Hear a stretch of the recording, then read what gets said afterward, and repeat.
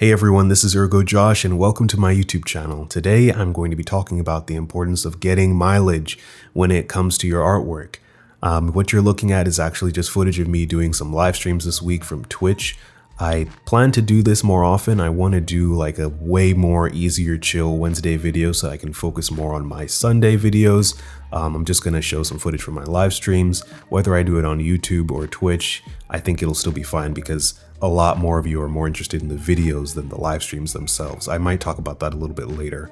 But back to the topic at hand, mileage. So mileage is basically drawing often and drawing repetitively for a specific topic or theme that you're interested in. Getting a lot of drawing mileage for faces, for example, would be drawing people and faces very often and very regularly. This is something that I used to be pretty good at for a short period of time when I was drawing I was studying Ross Strauss's faces a lot because I really like his style. And I noticed that it had a huge effect on how quickly I could draw something from a reference that I liked. And it was very easy for me to stylize it and not just draw from super realistic stuff, because that's kind of my default. I draw when I'm not really sure what I'm doing and I'm not confident and I'm not practiced. I start resorting to like distance measurement techniques to draw exactly what I'm looking at in the reference. And for me, that's just a very non-fulfilling way to create art.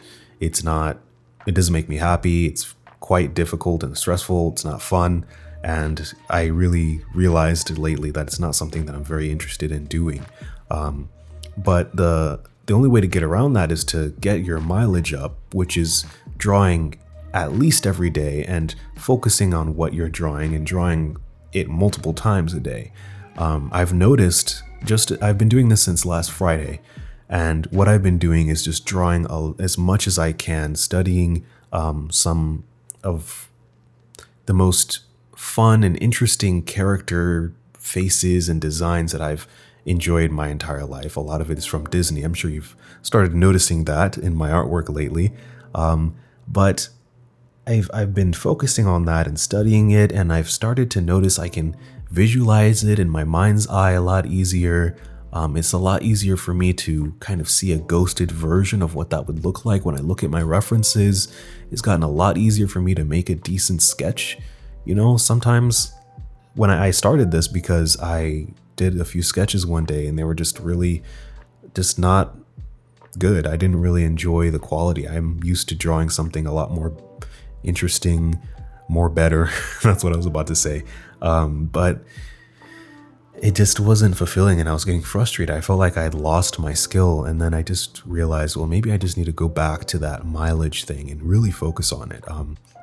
It's really incredible what I've already noticed in just a few days, and I haven't even been that diligent. I took a break on Sunday this week, and I haven't even been drawing as many hours as I should when it comes to these things, but spending at least 1 or 2 hours minimum drawing something repetitively, studying something every day, you're going to get so much better at it, and you'll just be wondering, how did I draw this so much easier? It's weird. It just happens. It's like building muscle, really. It just happens and you don't really focus too much on the logistics of it. It's like your body and your brain takes care of it. I've noticed the past few sketches I've been doing on my live streams are way better, way more vibrant, way more emotional, expressive, which is because of what I'm studying, you know, Disney portraits and all of that. And it's just been a great experience to see that mixing with my own style that I have somewhere inside of me, and seeing what I can create from that. And a lot of those things that I've been drawing, I've been posting on my Ergo Sketch Instagram account. And if you want to check that out, you can see what I've been doing there. And it's just been a great experience, and it's partially why, if you've seen my recent community post, I decided to change how my Patreon is done. I got rid of all my tiers and I just did one tier now, and it's called Core, and I just put out any of the artwork that I make every month, and then all of my sketches and all of my studies with links to the references so that people know, you know, this is heavily referenced from someone else's work and it's just being used as a study, but I want you guys to see and to share what I'm doing and what I'm looking at and how that influences my own style and the content that I create. So that's a $5 tier. I decided to just keep it, basic. I think that's a price that not only will people feel like they're actually supporting me, but it's also reasonable for what I'm giving. Since I won't be doing as many full-on paintings as much, because I find I grow a lot more when I do little practices here and there. And when it comes to coloring, I find spending that extra time doing only 1 or 2 pieces, it really, really helps me grow. I might get to the point where I do more smaller color practices, but that will be after I get my drawing confidence back, which is coming back pretty quickly. I've had like a really exciting experience again where I find that drive to draw, and I stayed up till 2 a.m. last night actually just drawing in my bedroom because I was so excited to draw. I was like, I love this. I love what I'm doing. I love what I see on the canvas, and I don't want to do anything else but keep working on it. And I kind of lost that feeling for a while, and you don't even know that you lose it until you get it back. But yeah, it's just been great these past few days, even though I've been so absent on Instagram. This drawing was actually the drawing that I'm talking about, that you're watching me draw now. Drawing this meme was just, it's so great to draw something that, a meme makes you happy, it's funny, you laugh. And when your drawing gets to the point where it's at the level where it makes you laugh for the same reason, your drawing is good. Because no matter what it may be technically, if it can give you the same response, then that's a successful piece of art, in my opinion at least.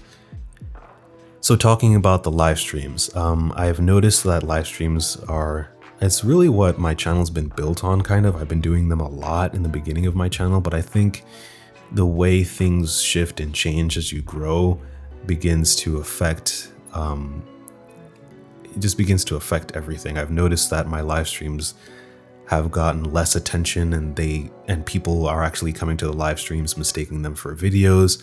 So I'm concerned that it's, making people not sure, because it makes sense. Not everyone wants to be in a live stream. They want a video, right? That's what YouTube was made for. But I don't want people to think that my videos are live streams and then they have to skip them and all that kind of stuff. And I also want to feel more comfortable that I don't have to make a thumbnail and it's just chill, and it can be the same thing for a few days when I do a live stream. So I've been live streaming a lot on Twitch, but Twitch has its own host of problems with the terrible exposure opportunities, and really I'm more worried about the way Twitch would treat me in the future than YouTube.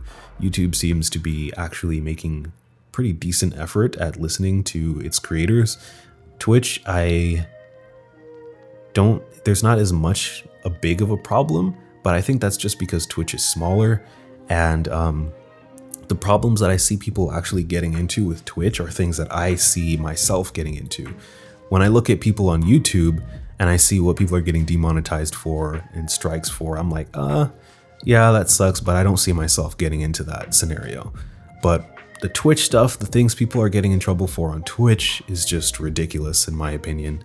And I don't want to get in that.